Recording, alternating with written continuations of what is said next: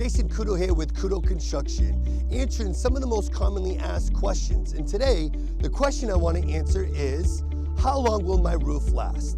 Well, this is one of the most common questions that we get asked. And look, according to most manufacturers today, a certified roof will last 50 years. And most manufactured shingles are now warranted for 50 years.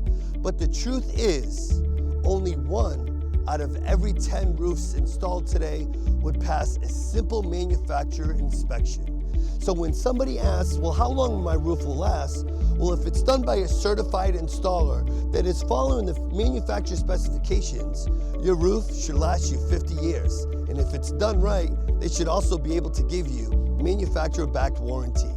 So follow more at Couto Construction if you're looking to answer some more of these common questions. Again, Jason Couto here with Couto Construction, and when it comes to roofing, our family has got yours covered.